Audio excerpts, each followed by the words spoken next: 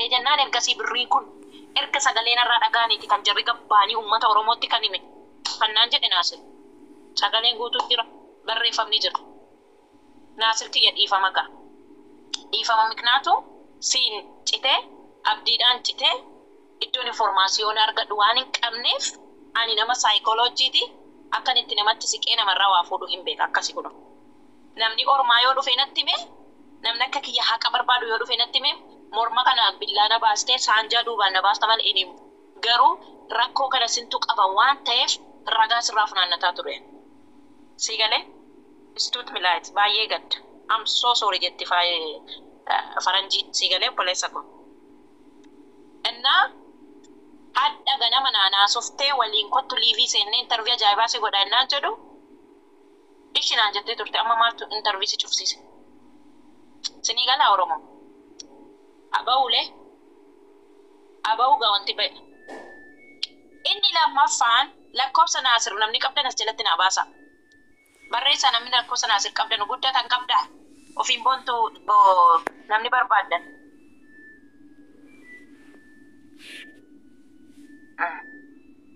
Oloo nama jaabaadhattee immoo jandaa barbaaddanaan jettaa. Furrii fuula furrii. Namni lakkoofsa Naasir qabdan as jalatti barreessaa.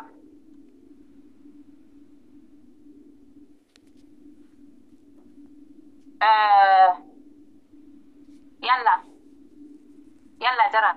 Namni lakkoofsa Naasir qabdan as jalatti naa barreessaa.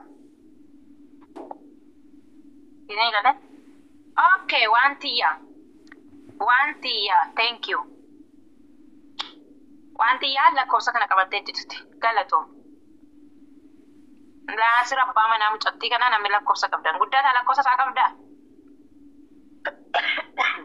Namni biraan. Asirratti isiin baasu ka. Okay, namni lakkoofsa isaa qabdan kan biraa. Dhumni isaa meeqa guddataa?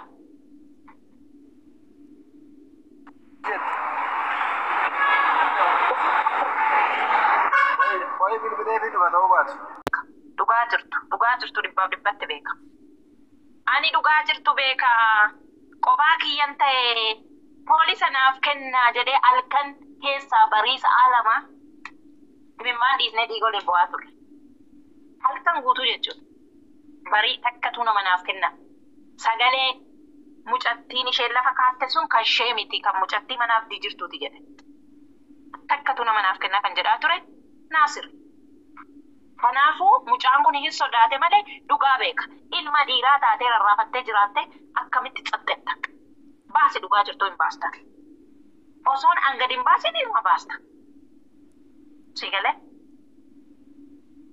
Makiinaa abdii guutuu kan naaf kenne, mana abdii guutuu kan naaf kenne Naasir.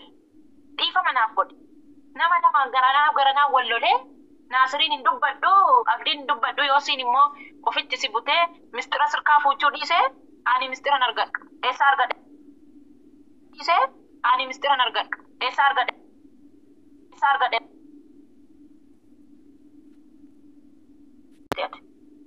Sittu ajjeesallee yoo ta'e maaliif jennaani birrii 13,500 simbiraa qabdi. Maalitti beektu?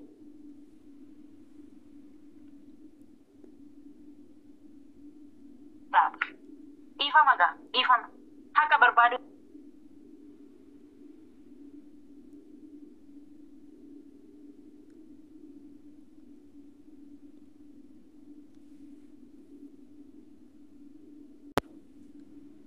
Innaa ragaa tokko sini agarsiisa.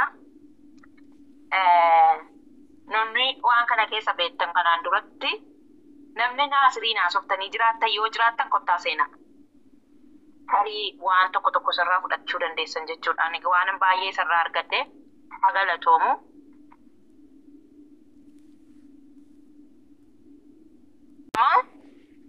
Digdama 19 barreeffama irratti sagaleen ishee miti akka isheetti haasa'uu yaadame yookiin qindeeffame jennaan imimmaan buuse. Hiriyoota ishee baay'eetu taajjabeen jedheen. Dhugaa jette mucattiin tun tan mana abdii mucattiin tun kan mana boqonnaati abdiiti. Boqonnaa jechuun ijaazaa mana ijaazaa abdiiti. Ni galee kuni ragaa xiqqishuudha. Kun ragaa xiqqishuudha. Ragaa guddaan baay'ee jira gaa. Innaa yes sammuun kee akka kooti jedheen jajjabeesseen jechuudha.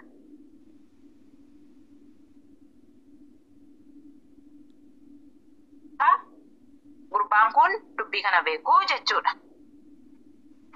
Eshi itti aansuun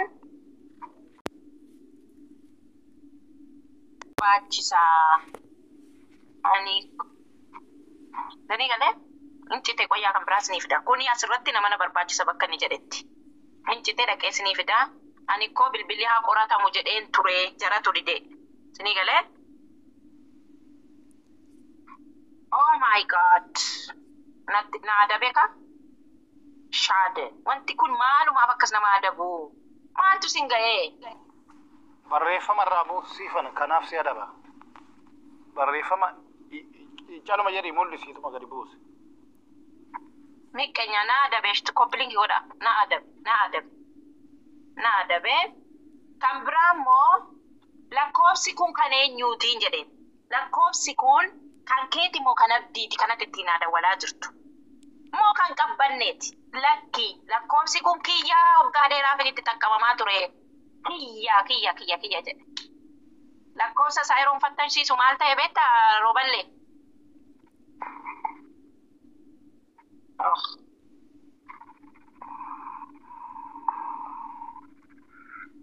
Barreeffama gabaabsitu gadi buusi si adaba.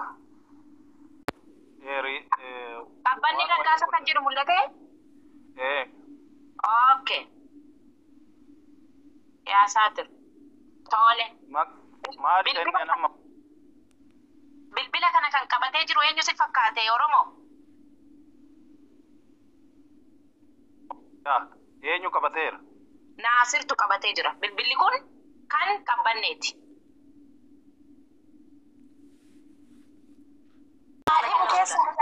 Amma meeqa jechaan ganda namaan dhufu jennee sodaattuu fakkaannee arrabsa. Maaltu jira seetan siifan hojjechaa jirti waan ta'eef gaafa gaddummaa faarsine nama keessatti waa'ee gaddaa kana dhiisaa waa'ee gaddaa. Yoo dubbiin micayyoo kanaan dhufatte muka walitti qabu. Guyyaa kan wallaa guyyaa ajaa'ibaatti. Ummati godina nagarii jaalatan duraan nama 17 yan jiru nagariin tajaamarraan nama 5 ta'a. Guyyuma dhugaa kan baate qofa bichaa akkuma silatti itti eeggattaara dhugaa rabbii silatti tasaalee wayitti akkasitti. Laala kan argite uummata kan argite. Iddee jirta likkisi gachaan amma kaleessa ijoolleen hunduu sitti kaanana. Hawwii saaraa bicha argitee ati immoo annuun dubbisu. Miti wallaahi ijoollee kan sin dubbatta nagaan turre ko zimmeen keessaa sagaleen tokko natti nufu kan kiyya seetta qamatee hin beeku. Amma ganaa ba'ee cufee banee tana na'uuzu billa. Maaltu irratti qara'ee uummata na. Godhi isaa eegalee nurraa cufaatu amma. Gandummaa nuti qalamii sibee nu ijoollee tuulamaati shamarran keenya harmallaan ta'inaa ta'u galaa kutaa keessan. Dhiirri har'a si jaalate boru sin galcha waan ta'eef jennoo keessan qabaddaa. Jaalate bakka Oromoo waan ta'e yoo ta'e adaraa keessan dhiira ganda biraatti akka neeru saree biyya abbaa keessanii wanta isin fakkaatu hin jiru. Waraabessi beeku si nyaachuu wayyaa adaraa keessa warri seentaniittu warri ijoolleen qeerroo ishee janaa jirtu of eeggannoo godhaa.